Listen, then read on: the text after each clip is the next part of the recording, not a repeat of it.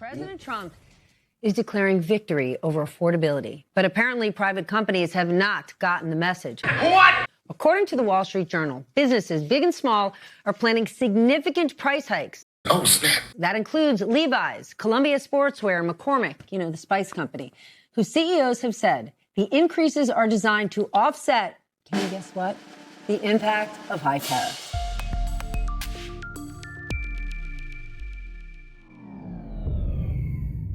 Most people think this video is about politics. It isn't.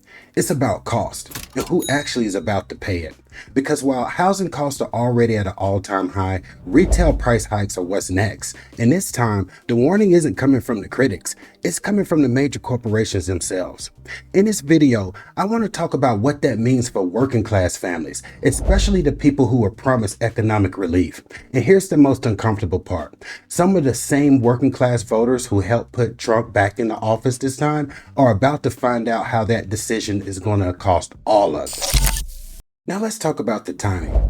Housing is already expensive. Rent, mortgages, repairs, insurance. We spent weeks talking about how labor shortages and enforcement decisions are pushing housing costs even higher. Now layer this on top. Major retailers are openly warning that tariff-driven price increases are coming. Not maybe, not hypothetically, they're telling investors and analysts directly.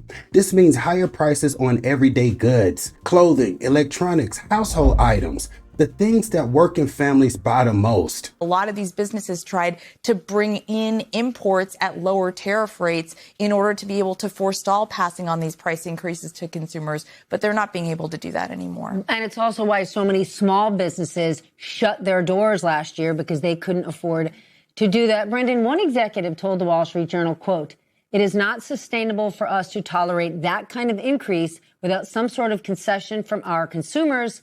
But it's also isn't sustainable for consumers to pay higher prices while they're losing their spending power. How long can this really go on?" And that brings us to wages. Because here's the reality. Last year, working class employees saw the lowest wage growth, while the top earners, they saw the biggest gains. So prices are going up, but paychecks aren't keeping up with the pace. That's the squeeze.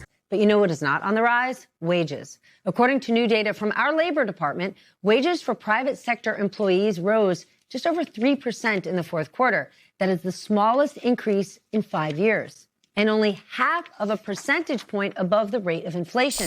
And when we look at wage growth, there's a real problem right now with affordability, which is right after the pandemic. We saw real wage growth. And in particular, we saw wage growth at the bottom of the earning quartiles. The people who are in the least money in America actually saw the highest wage growth. So not only is wage growth down overall, that's inverted. So the people who make the least money in America are seeing the least wage growth. And that's a real problem. And that is, as you point out, not sustainable in any way. Now, add this next pressure point, jobs. Many of these same working class workers are staring down another shift. Massive investment into AI and automation. That's right, AI, AR, process automation. Companies are spending billions not just to boost productivity, but to reduce labor costs, which means some workers aren't just looking at higher prices, they may be losing their jobs altogether. This isn't science fiction, this is already happening. We've been for a long time in this sort of like no hire, no fire economy, where we're not really adding jobs in any sectors, maybe excluding like health, maybe a little bit of education. But what you're starting to see is as a result of these tariffs and these sort of broader macroeconomic uncertainties, there are real chances that not only is wage growth slowing for those who are at the bottom of the distribution, but if these productivity gains from AI are realized, they could lead to mass displacement of exactly those workers who aren't going to be able to have jobs in the same way in an economy that doesn't stand ready to support them. And the winners from AI are disproportionately going to be those people at the top of the distribution. So step back and look at the full picture. Higher housing costs, higher retail prices, slower wage growth, and increasing job insecurity. That's the economic environment forming right now. This is where the political question becomes unavoidable. For the working man who voted for Trump this last election, is this the great America that you were promised? Not as a slogan, not as a chant, but as your lived reality. Because tariffs don't hit abstract markets. They hit shelves. They hit our receipts. They hit our monthly budgets. And automation doesn't just hit the headlines, it hits payroll. Now, to be clear, this isn't a video about blaming voters. It's about outcome, because policy decisions don't care about who we voted for. They only care about how the math works. And right now, the math is pointing in one direction: more pressure at the bottom and more insulation at the top. The people with assets, capital, and pricing power, they'll be able to adjust. The people that are living paycheck to paycheck won't have that flexibility.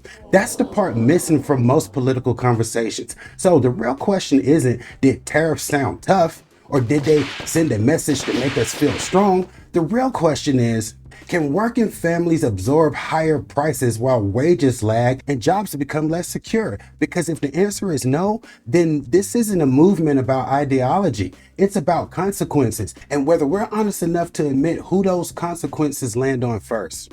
If you want more breakdowns like this where we connect policy to everyday cost, stick with me here at the Independent Mail, because economics isn't about slogans. It's about who pays and when that bill comes due. Until next time, everyone, peace and stay informed.